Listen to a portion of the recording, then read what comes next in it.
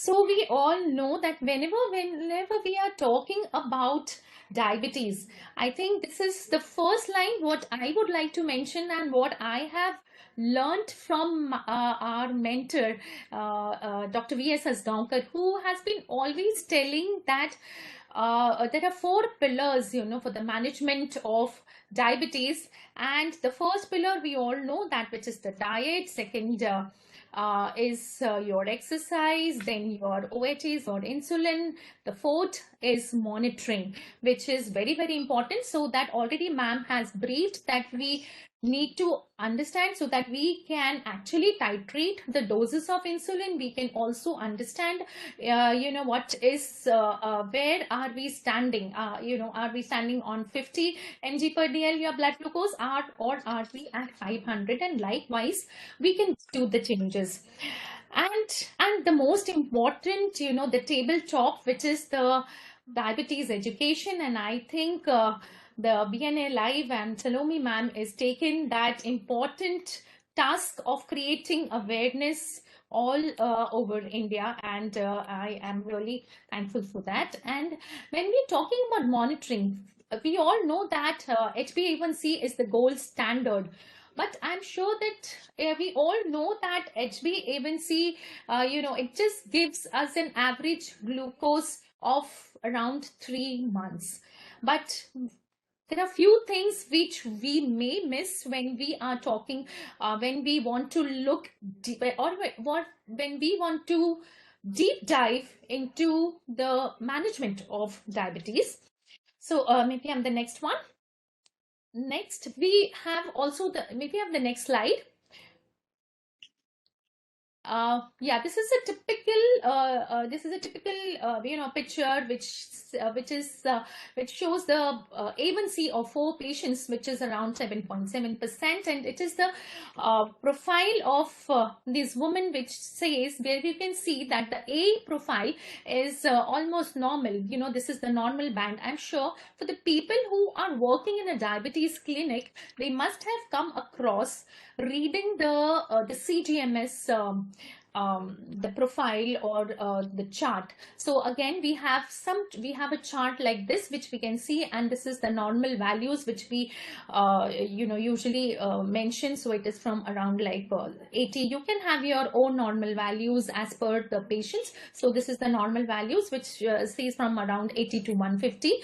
And here we see that this is a type 1 diabetes, but we can see that the graphical presentation of all four are absolutely different. So though their A1C is different, but the glycemic variability, see, somewhere we can see the peaks and valleys, somewhere it's normal. So this glycemic variability makes the difference. Maybe on the next slide. And then we also have the self-monitoring of blood glucose, which we usually offer to most of our patients, and India being a very economical country. So, we have been actually, we've been always... Excuse me, ma'am, the slides are not being visible. All it's saying is loading content. It's visible. Okay. Well, the slides are visible to us. Divya? Yeah. They are visible to us. No, even I cannot see. It's like loading content only on my Yeah, phone. I can see. It's saying loading content. Maybe there could be a network issue with You can log in and log off, but I think we all can see it. Okay. Just log in and log off for those who are not able to see.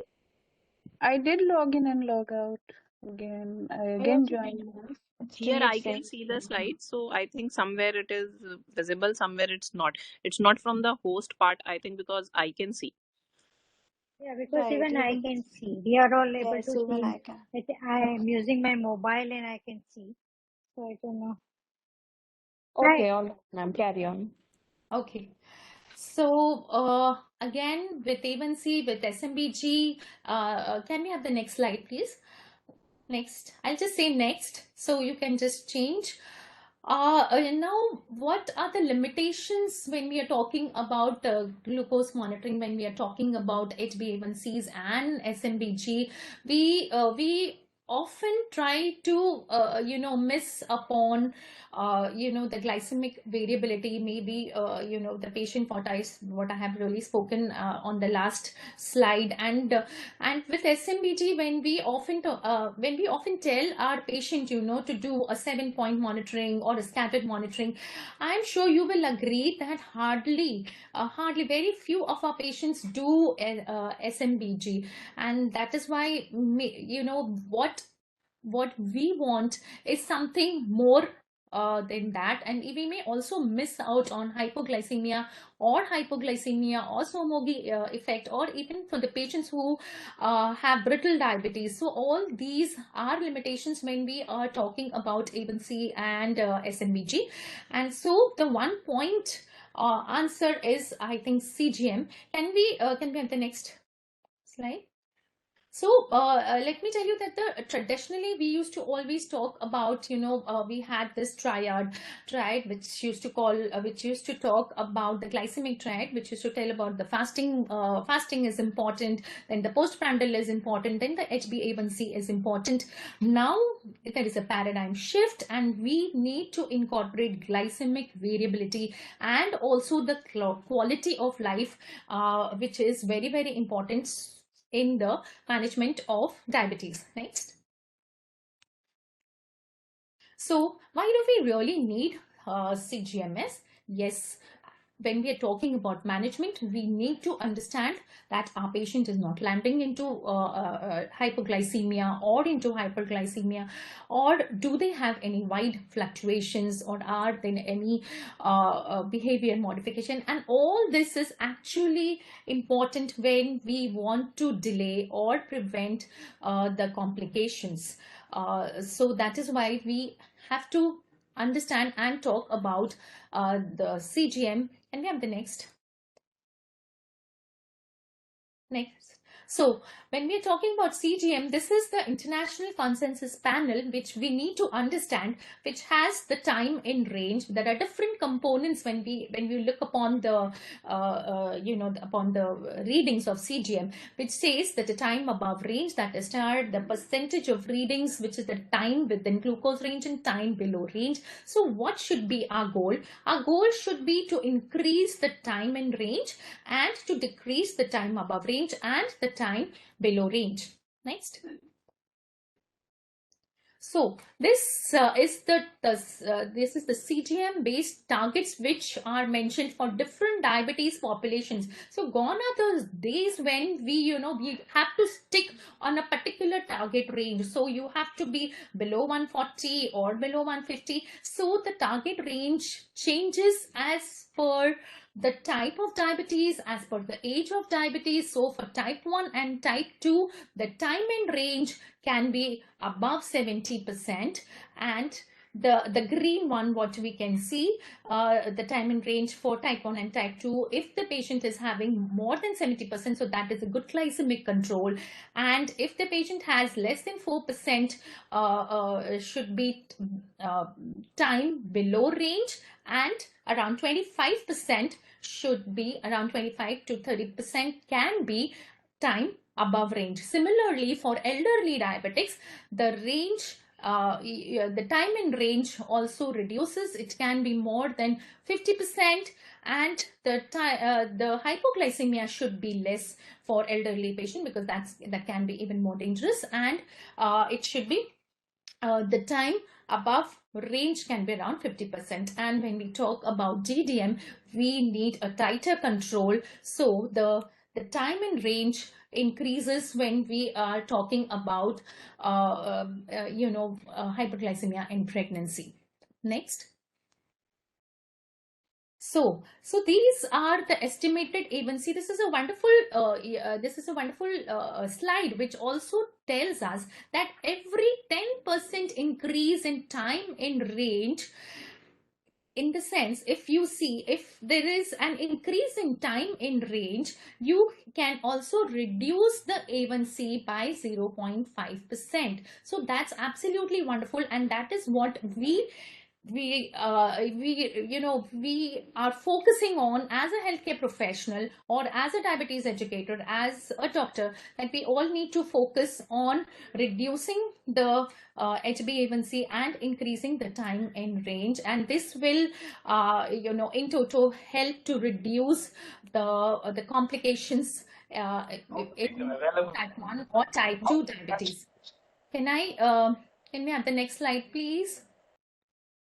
So again, there are a number of benefits when we are talking of time in range. With a 10% increase in time in range, it leads to at least reduction in HbA1c at least 0.8%. So that's very much close to 1%. It improves your glycemic control. It improves your overall quality of life, and it also helps to decrease your nocturnal hypoglycemia and even daytime hypoglycemia. And believe me, friends, CGM is a wonderful tool which helps to understand, to trace your hypoglycemia, and you can treat it likewise. Next.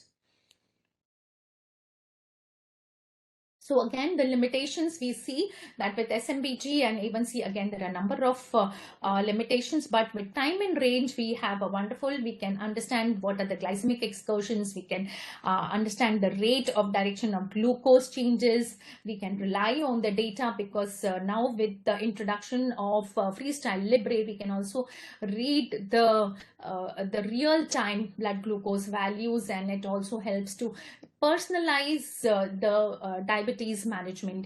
The patient, even if they are staying in the rural areas, they do not have to run to their doctor. With the help of CGM, they're able to understand and manage their diabetes. Next. And we have the next slide. I think this who's managing on the slides? Yeah, I think we can be a little faster, because I think we anyways. So when we are talking about the time in range, we should also understand when the time in range increases, when it increases, there is a reduction of the complications, especially the microangiopathy. So it can be the prevalence of retinopathy and microalbuminuria, it reduces, and these are a number of papers which has shown that the reduction in time in range helps to reduce the complications. Next. Next.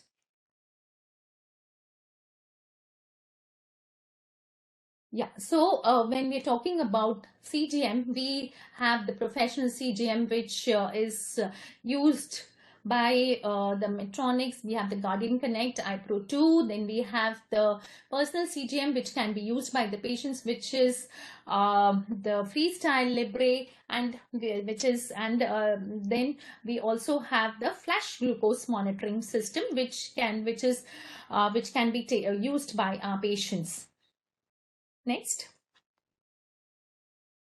Can we do a little faster, so that yes, and with the what I remember my days long back, so maybe around in 2000s, so this was the first ever CGM system, and this was pretty big CGM system. And I do remember this, we used to put this system, and this was the iPro which we used to put to our patients. But now we have the latest iPro 2, which again is a very simple device, and can be which can be used to our patients, and also it can be also used by the patients who are on insulin pumps. So maybe it is a 780G or some other pumps, we can use this CGM.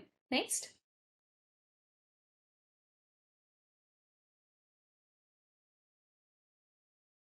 The slides are moving a little slower, I think.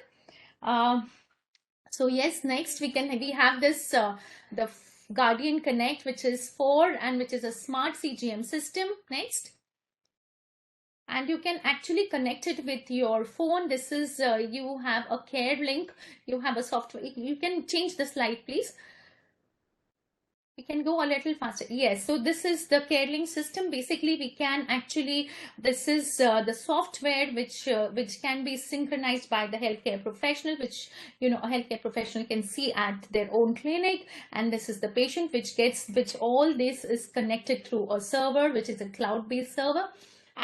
And the best part of this is that it also connects to the 5 caretakers, and it also gives you high and low alarm. And the best part is that the Guardian Connect, it gives you, as it connects to your 5 caretakers, immediately the parents come to know that the child is going into hypoglycemia or hyperglycemia, and they can take the action wherever the child is. So this is in fact a boon in the entire world of diabetes management. Can we have the next slide?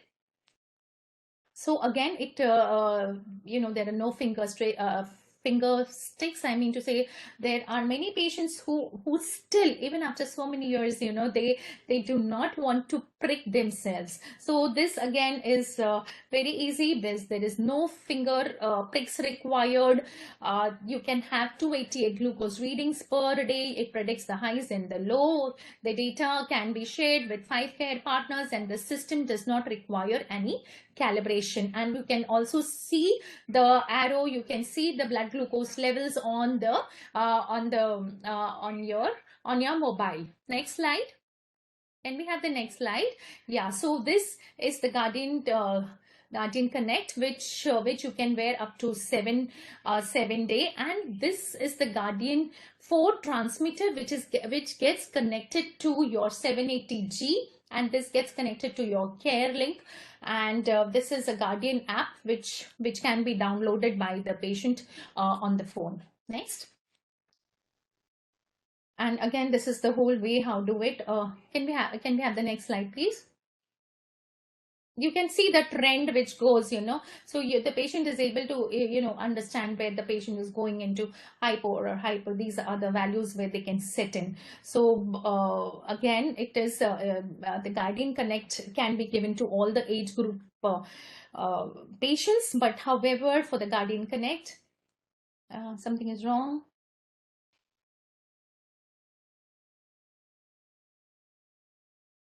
So for the Guardian Connect, what we are using it for the 780G usually,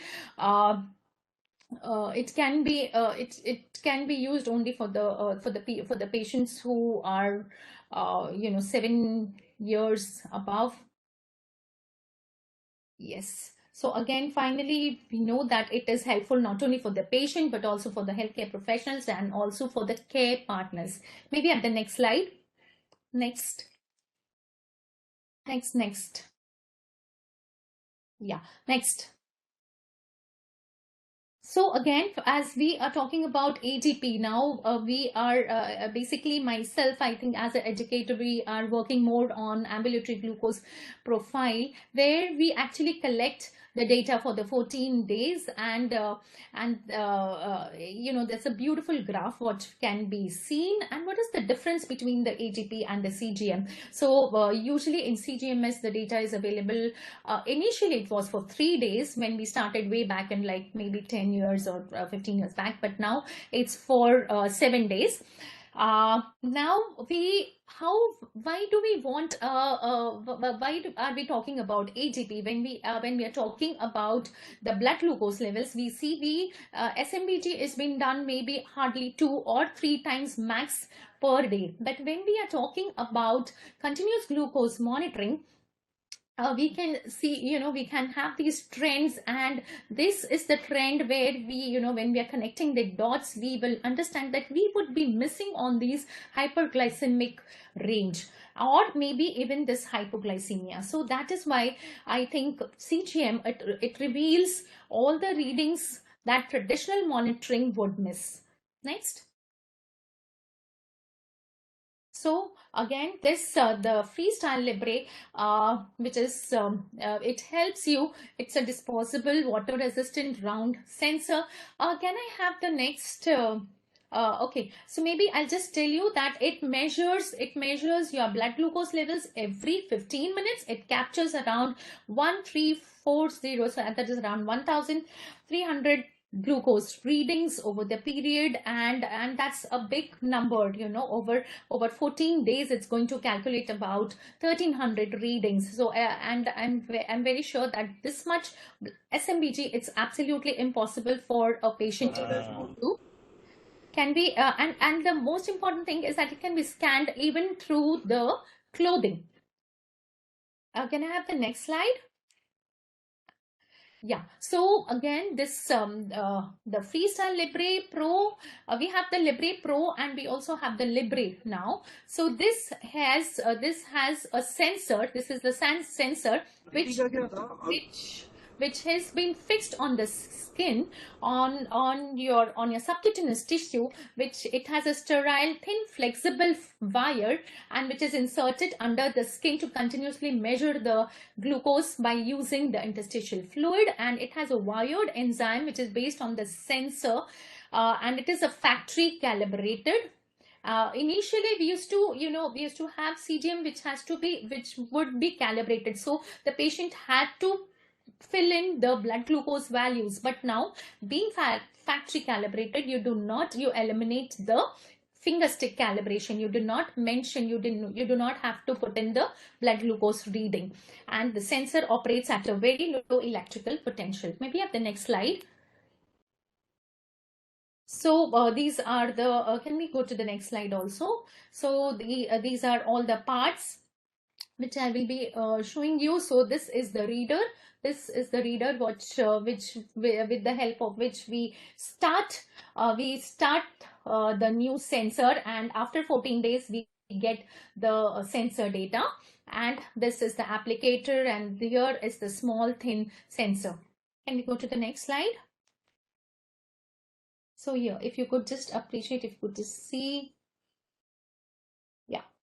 So what are the features? Yes, we can do approximately 100 readings every day, and in 14 days it is 1344 readings to be precise, and it's absolutely quick. And of course it can in the FreeStyle Libre Pro you can't see the real-time blood glucose values, but yes, the patient, we usually put it on the outer part of the arm, and this is a small this is the sensor, you know. It's a small button type sensor which we usually put it on the arm here, and we have the app with the help of the applicator, and it helps to we start it, and it helps to see the blood glucose readings every hour. Next, can we have the next slide? And this reader can be used for multiple use. It's not only one time, it can be used many times. So here we have, when we are reading the graph, we should understand that this is the dark blue line. If you can appreciate, it is the median of the data. So basically the report is actually, we can see that it starts from midnight 12 o'clock to another day midnight 12 o'clock, and it has the panel of 2 hours from 2 a.m., 4 a.m., 6 a.m. and this you can have your own normal values, what the target range which you can set as per the patient. So if you have a type 1, you can have a different data. You can set different target ranges. So the dark blue line says the median. It is the median of the data. The little darker, the gray line says it shows the 25th to 75th percentile curves, and it shows that the interquartile range, and it shows around the 50% of all the data. And let me tell you that the gray line, it also shows that you have to manage. This can be reduced with the help of the pharmacology. So if you want to do intervention, if higher the 25th to 75th percentile, you need to understand that you need to have some pharmacology intervention over there. However, when you see the light blue line, which is the 10th percentile and the 90th percentile, which says around 80% of all the data. So the light the light gray line shows us that there are some behavioral changes in that, and we need to modify or intervene on the diet part or on the maybe the stress part what the patient may be taking. So this graph helps to intervene on a particular patient. Next, so that we have a good glycemic control. So again, these are the profile what we sees, what we can see, and this the glucose variability which we can see. This is around 300 to say around maybe 120. The blood glucose values are going, and the higher the higher the range, that means that if you can see the mouth of the you can see the mouth of the python. So if the variability is of the python, so you need to work more on the behavioral changes. So again, the glucose variability helps us on how to manage the blood glucose values. Next slide. Next. So again, most of us being, as a dietitian, we need to understand these are also the median curves, which helps us to understand that there is some issues in the breakfast or in the post lunch or in the dinner, and which impacts the meal profile of the patient, and that's how we can actually, we can also intervene on the postprandial, and we can have a euglycemia. If we have a hyperglycemia, especially in our Indian scenario, we have seen the postprandial spike in our Indian scenario, mainly because of the high carbohydrate content. So here is what you guys as a dietitian you can do, and you can understand, and you can reduce the amount of the carbohydrates in the diet. Next. So again, we can with this also we can also understand about the hypoglycemia. Next, here we can understand that the patient may land up into hypoglycemia. Next.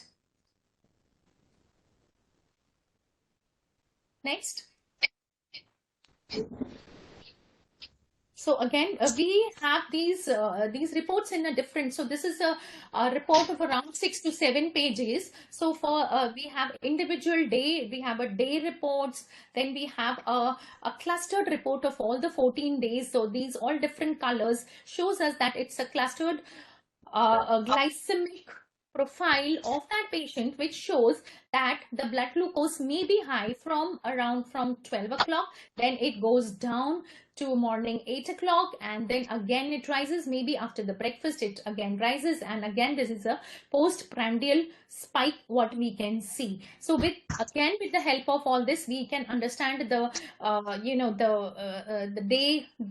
profile of the patient. Again, we have these traffic signals with the help of which we can also understand the variability. Next, whether the patient is going into low or into high. Next.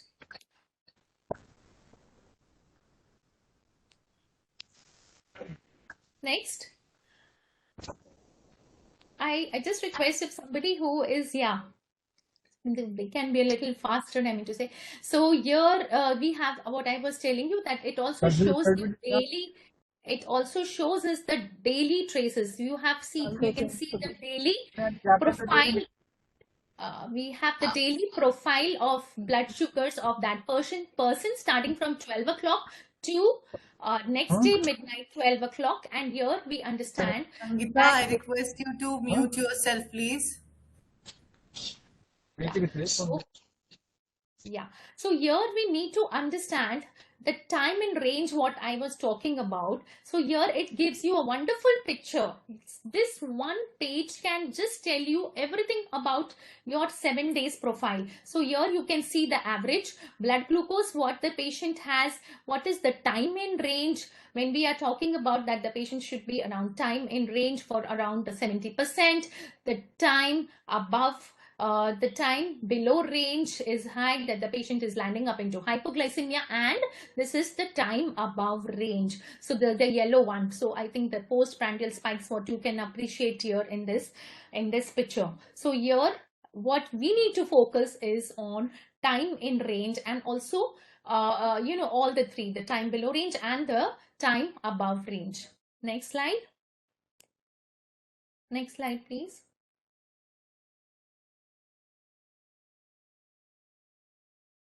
Yeah. So again, I think again I've been next. Can we have the next? So we have the I have talked about the FreeStyle Libre Pro. Now I'll be talking about FreeStyle Libre.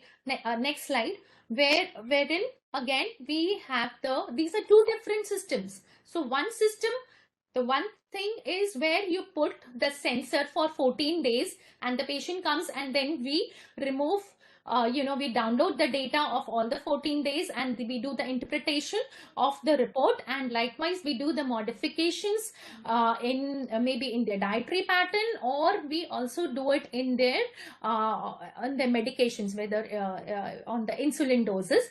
And now we have the FreeStyle Libre method, which again has the sensor applicator, the sensor pack, the sensor, and the difference is that here in this you can see the real-time blood glucose values. So this again helps the patient to see the real time. Again, the system is same. Again, we have the same sensor. Again, we need to just apply it on the forearm, and we just have to see, and we can just start the sensor, and we need to download we can actually see the real time. The patients need to scan the data, scan and see the real time blood glucose. Can I have the next slide?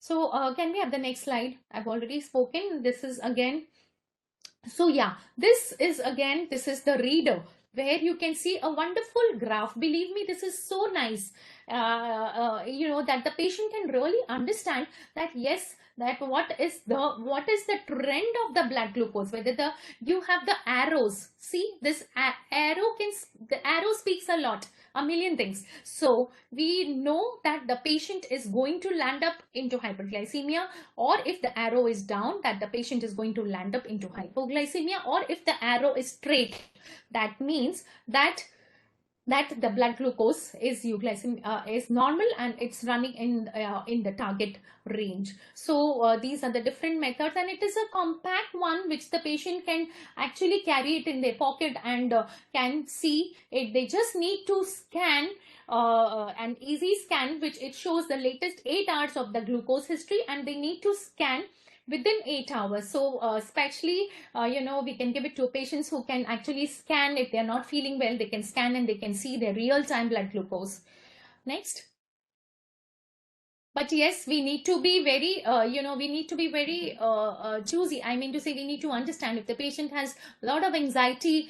Like yesterday, we had one of the patient who had a lot of anxiety, and he himself said, no, sir, please do not give me that.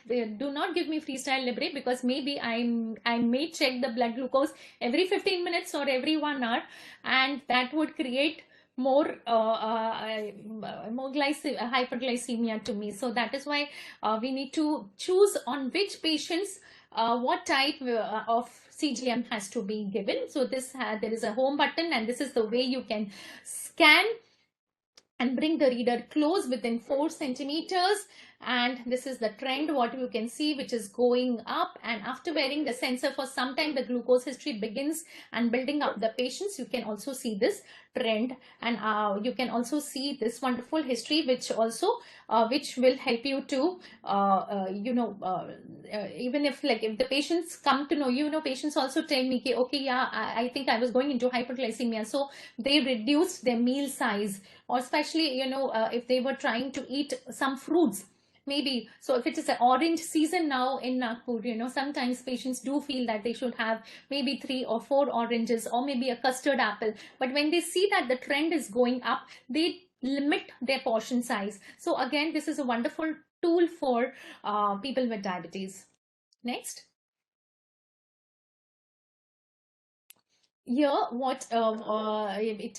we can see that every 1 minute there is a current glucose reading is updated. What you can see, you can understand what is your blood glucose now, and the trend arrow is also updated. So we can see, and every 15 minutes you can see that the 8-hour glucose history is updated. That is the trend. We will come to know in what trend are you in your target range, or are you going high. So this is all what we can see. Next, important is to scan the sensor every 8 hours, and this is what you can see. Next, we can actually see the history and all. So these are the different the screenshots which shows that the patient is going into hypoglycemia. You can see the arrow downwards, and if the patient is going high, so here you can see, you can appreciate that the trend is going up. And then we also have if the reader notifies the patients that if it is displaying high or low, if the blood sugars are very high, more above 500, or if it is very low, say less than 40, it does tell you, and likewise you can actually take your action. Next. So don't you feel it's a wonderful tool? So I would be just sharing few important case, few things what we have tried to learn through CGM, where we have taken the help of ATP for the patients. And this is a case study of a type 1 who is an 18-year-old next with a lipohypertrophy. And let me tell you, this patient, and we have done a study on this lipohypertrophy, and let me tell you, around 80% of the type 1s have lipohypertrophy. So you, as a diabetes educator, need to also check the insulin site. This is very, very important, because the patient usually does not check the site. And now in our center, we have made it we have made it a protocol that whenever we have a type 1 or any patient on insulin, whether it is type 1 or type 2, we need to check the insulin site, so that we understand that the patient is not landing, patient does not have lipohypertrophy. And let me tell you what can happen if the patient is injecting into lipohypertrophy. Let me tell you that the patients love injecting into lipohypertrophy because they do not feel the prick. They have less pain, and they try to prick at the same site. So here is this, this is a wonderful graph which we can see the patient is almost hyperglycemic, and the A1C is 13 with the fasting is 350 and PPBG is 600. I think even the CGM cannot monitor the blood glucose values, because in the CGM, in the chart, we have the values only till 350. So again, this is a limitation of CGM. Can we have the next slide? But yes, we can have the average. So here, this is the day-wise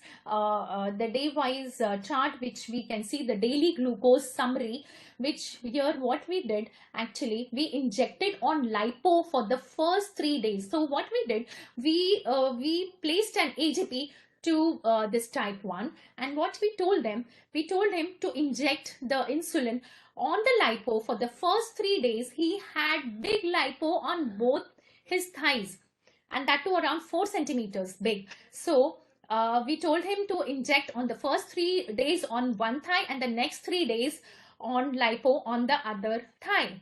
So you can see the patient is almost in hyperglycemic. It's almost 100% of the time he is in time above range. Can we have the next slide? Next.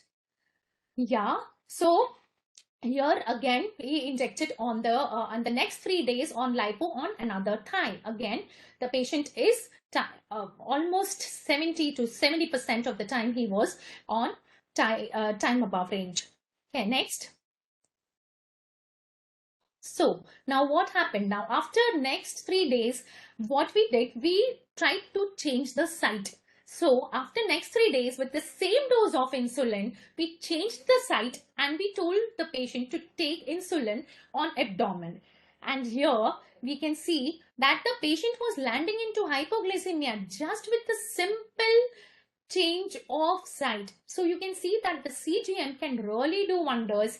If the patient wouldn't have, if we wouldn't have done this AGP, I think the picture would not be very clear if we wouldn't have checked the lipohypertrophy, we wouldn't have done AGP, we would not really understand that the patient is going into hyperglycemia just because of the wrong injection site. So site rotation was taught to him and we changed the site, and with that the patient was landing into hypoglycemia and we managed to change his medications. Next.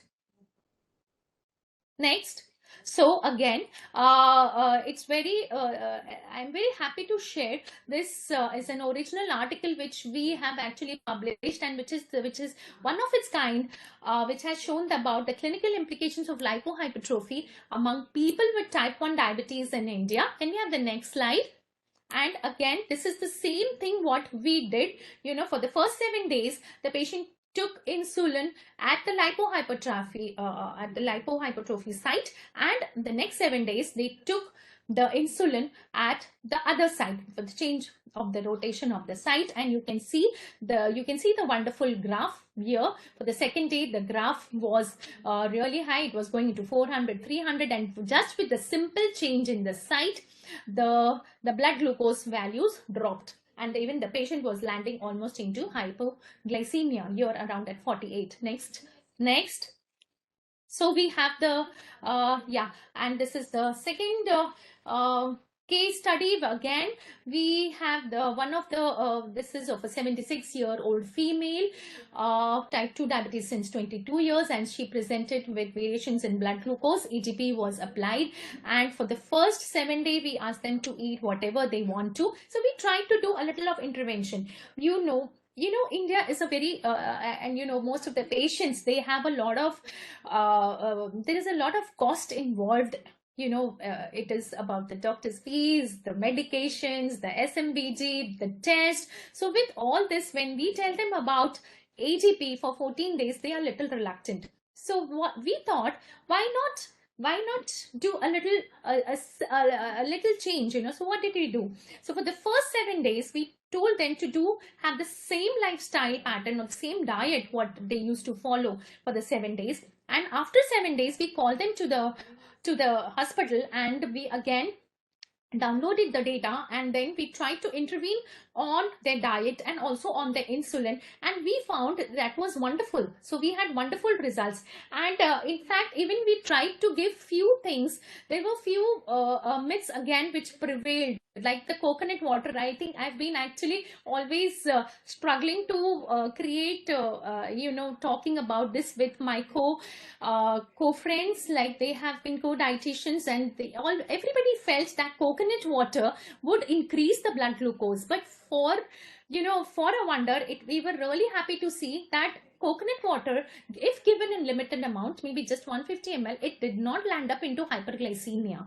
And we also tried to add an egg omelette, try to intervene to see that what the patient is eating, and just did a little modification. So a little dietary modification also tried to give good results. Next slide.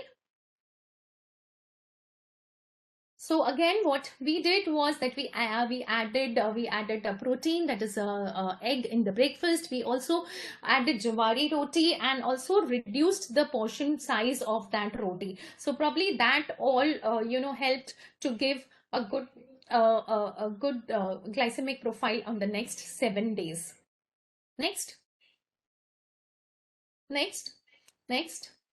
So again, this is another, this again is a case study of a patient who was really non-compliant, and when we took a dietary recall, we saw that the patient is, actually we give a chart, this type of a chart to the patient. We tell them to fill in everything, whatever you are eating, you please write over here. So it's like a logbook, we ask them to do that. And for the first 7 days, and here is what they used to eat: poha, sandwich, and the patient was a big time foodie, and she used to eat a lot of like sabudana vada, and used to feel it's light, or even a lot of non-veg, and then the portion was high. And then we also then after 7 days we did a minor little changes with the diet, and we saw that even though that the patient was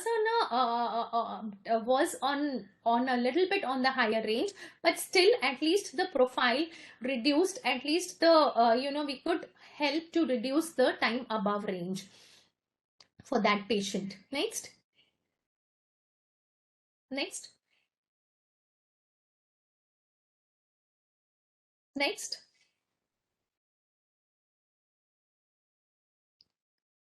Yeah. Yeah. So 1 minute. Yeah. So we just try to add, some makhana, almonds and all, and we try to skip the rice in the lunch and the dinner, and we also splitted the meals because the portion size was a little bit high. So with these few things, what we've been actually doing, I think we tried, we could help the patients to achieve a good time in range. Next. Again, this is a case study of a male patient who was instructed to have regular treatment and diet for the first 7 days. Again, with you can see a little of a postprandial spike, or maybe the post breakfast spike around at 12, and then somewhere in the evening, and here we did again a little intervention with the diet and the insulin. And we can see that I think the patient went a little bit more on the strict dieting, and he was actually landing into hypoglycemia. Again, we do not want this graph, but in the way, I just wanted to let you know that if you do with the little intervention, you can try to achieve time in range above around 65 to 70%. This is what we target on. Next. Yeah, next. I think we've just already spoken. We just added next. So again, this is another study, and these are all the studies which we have been doing. Next. So again, this is this was a case study. I think this was just yesterday. Yes, the patient came to us, and the patient was landing up into hypoglycemia. And what we tried to do, and nice that the patient was on ATP, and we then finally we just reduced the insulin doses. Almost 50% insulin doses were reduced, and we told her to add a bedtime snack. So this again is very, very important, and she was somewhere around 60 plus, this patient. Next slide. And again, this is another study which also helps to detect the suspected Swomoggy syndrome. Again, this is a patient of 58 years. His A1C was high on basal bolus regime, and his blood glucose, his 3 a.m. he was admitted, and his 3 a.m. blood glucose was checked with the glucometer, which showed the values of the range of 115 to 130, and he never had symptoms of nocturnal hypoglycemia, so he was advised ATP. Next. So let us see about what happened. So here we can see, this is wonderful graph. See, here we can see that the patient is landing up into hypo at night, and again morning at around 8 o'clock, at around 8 to 10, the patient is going into hyperglycemia. So again, we could pick up the Swomoggy phenomena and help the patient. Next. Here again, this is the slide, and I'm again happy to share that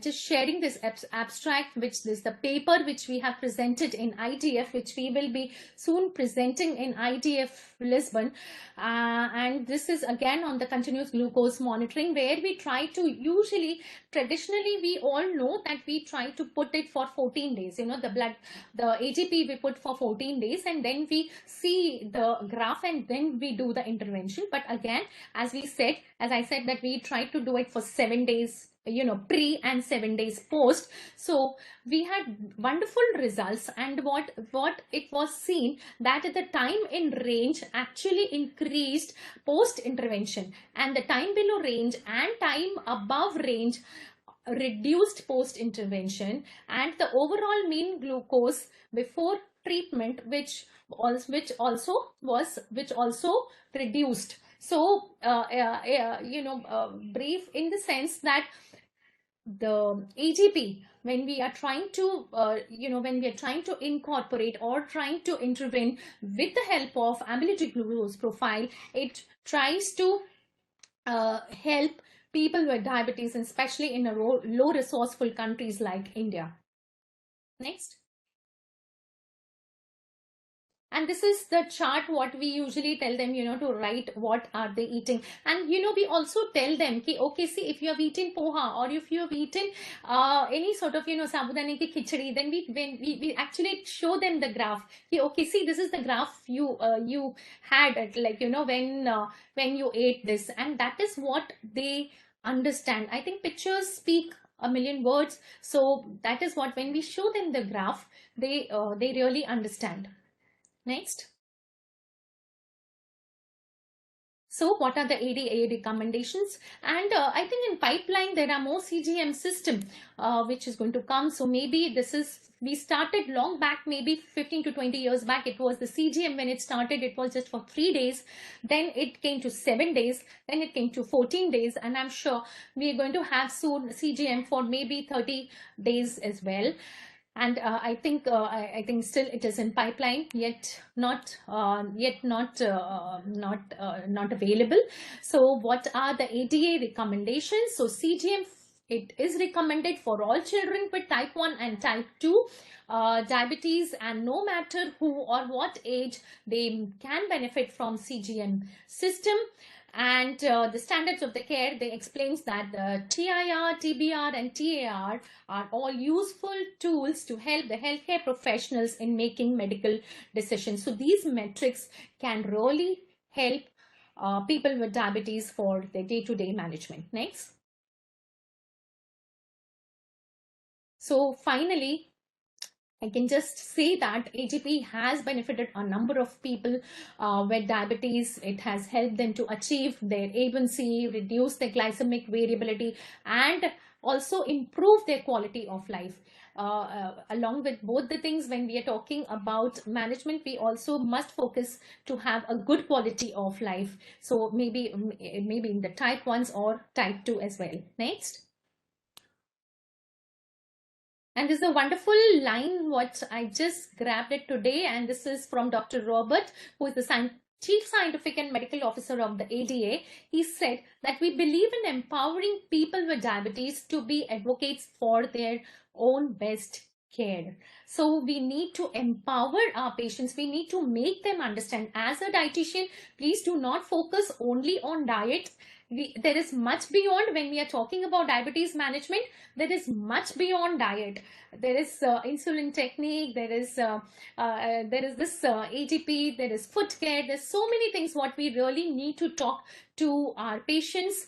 And we all know that Elia Jocelyn had already said that the person who knows the most lives the longest. So that is with that, I think we need to do a lot more for our people with diabetes, so that they can have a better a better life and a complication-free life.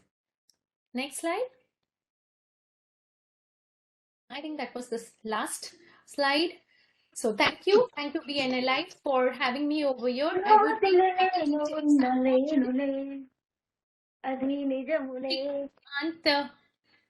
Yes.